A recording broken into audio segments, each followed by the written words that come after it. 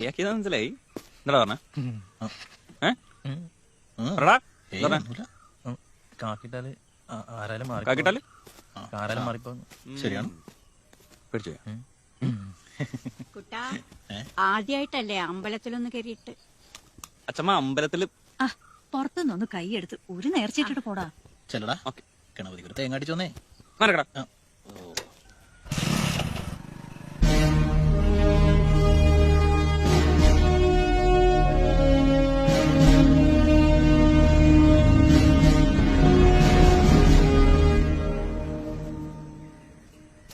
Police station ഇതുവരെ കണ്ടിട്ടില്ല. CI കുറച്ച് ദിവസം ലീവാ. വേഗം പോയി SI സാറിനെ കണ്ട് ലെറ്റർ കൊടുത്ത് ഡ്യൂട്ടി വാങ്ങി. ശരി ഞാനും വരാം.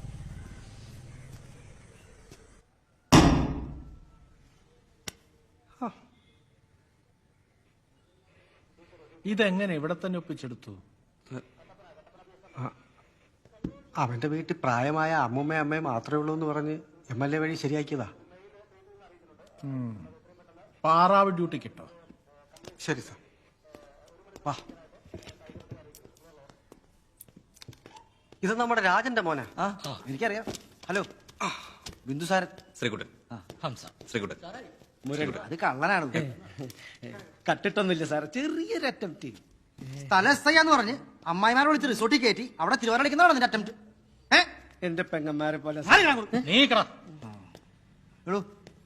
ഒരാള് മഫ്തിയാണോ ഫേക്കാണോ എങ്ങനെ തിരിച്ചറിയണം? ആദ്യം അയാളോട് നമ്മള് സ്ട്രെങ്ത് എത്രയെന്ന് വെക്കും. അതിനുശേഷം വന്ന് കയറിയല്ലേ ഉള്ളൂ, ഒന്ന് സമാധാനം കൊടുക്ക്. നീ ഇതിൽ ഒപ്പിട്ടിട്ട് പോയി പാറാവ് നിൽക്ക്. ബാക്കിയുള്ളവരെ പിന്നെ പരിചയപ്പെടാം.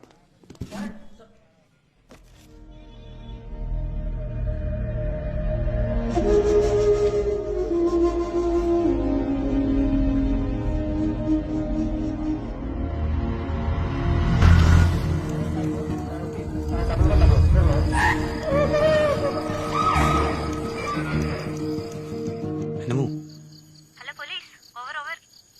അതെ, നീ എവിടെയാ? ഞാനോ? ഞാൻ എന്റെ വീട്ടില്. അല്ലാതെ ഈ സമയത്ത് ഞാൻ അവിടെ പോവാനാ? ആണോ? എന്നീതല്ലെന്ന് പറഞ്ഞ പേടിച്ച് ഓവറാക്കാതെ ചെല്ലൂർക്കടി. കർത്താവല്ല, ഭാവി ഭർത്താവ്. എന്തിനാ ഇപ്പൊ ഈ സമയത്ത് ഇവിടെ വരാൻ പോയെ? പപ്പ എങ്ങനെ കണ്ടാലുണ്ടല്ലോ. ഇടി നിന്റെ പപ്പിയോട് പോയി പണി നോക്കാൻ പറ. പോലീസായപ്പോ ഇച്ചിരി ധൈര്യമൊക്കെ വന്നല്ലേ? പോലീസ് ആയപ്പോ ധൈര്യം വന്നല്ല, ധൈര്യം ഉണ്ടായിരുന്നു. ഇപ്പൊ പയ്യെ പയ്യെ പുറത്തേക്ക് വന്നു. ഓഹോ, പിന്നെ ഒരു കാര്യം പറയട്ടെ, എനിക്കൊന്ന് യൂണിഫോമിൽ കാണണം. ശരിക്കും? ശരിക്കും. ഞാൻ രാവിലെ സിറ്റിയിലേക്ക്. സത്യം? PS ആണ്. എന്ത്? അല്ല, PS ഇട്ടാണോ കുളിച്ചെന്ന്? അല്ല. അതെ, ആ മുറിയില് ലൈറ്റ് ഓൺ ആയി കിടക്കണ്ടല്ലോ. പപ്പയുടെ മുറിയാണ് അത്. ഏയ് പേടിക്കണ്ട, അത് ആലിന്റെ മുറിയാ. പേടിയൊന്നുമില്ല എനിക്ക്. അല്ലെങ്കിൽ പേടിക്കേണ്ട കാര്യം തിരിക്കുന്നു. ഏതോ മിപ്പി കുടിക്കും. എന്താടി? എന്ത്? എന്റെ കുളി കഴിഞ്ഞല്ലേ? കഴിഞ്ഞു. കിടന്നുറങ്ങാൻ നോക്ക്.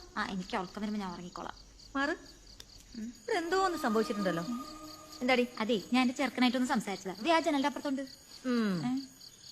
എന്റെ വയറ്റിൽ ജനിച്ച നിനക്ക് അത്ര ധൈര്യമില്ലാന്ന് എനിക്കറിയാം. മിണ്ടാടെ കൊന്തലിൽ കിടക്കാൻ നോക്കടി പെണ്ണേ. ആയിക്കോട്ടെ. അവളൊരു ചേർത്ത് പോയോ? എവിടെ? മമ്മി പോയി. ഹലോ. എന്തോരം വാർത്ത വായിച്ചു വായിച്ചു മടുക്കും. അതുകൊണ്ടാണ് ഞാൻ ഈ പുല്ലൊന്നും വായിക്കാറ്. അല്ലാതെ വായിക്കാൻ അറിയാൻ പാടില്ലാത്തോണ്ടല്ല. ഇവിടെ രണ്ടുപേരുടെ പൈസ കൂടെ ഞങ്ങള് 2 ചായ കുടിച്ചായിരുന്നു. നീ ബംഗാളികളെ കൊണ്ട് നടന്നാലേ ഈ നാട്ടിലെ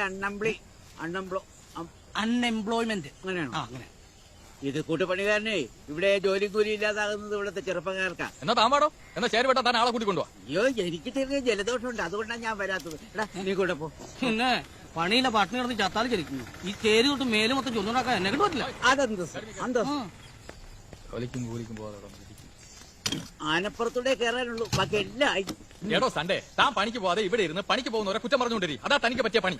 കേട്ടാ? പോടോ. പിന്നെ ഇവന്റെ ഭാര്യ ഉണ്ടല്ലോ, അവൾ ആളത്ര ശരിയല്ല, എനിക്കറിയാം. ചേട്ടനൊന്നും മിണ്ടാരി ചേട്ടാ, ചേട്ടൻ അത്രേ പറയുള്ളൂ. മൊത്തം പറഞ്ഞാൽ ഞാൻ കേൾക്കാൻ രസമല്ലേ? മൊത്തം പറയണോ? ഞാൻ ഇന്നാളൊരു മീറ്റിംഗ് കഴിഞ്ഞ് വരുമ്പോ ഇവന്റെ ഭാര്യ ഇവന്റെ ഡ്രൈവറും തമ്മിൽ മറ്റേ മീറ്റിംഗ്. ഹലോ, എത്തിയ ഞാൻ വന്നു.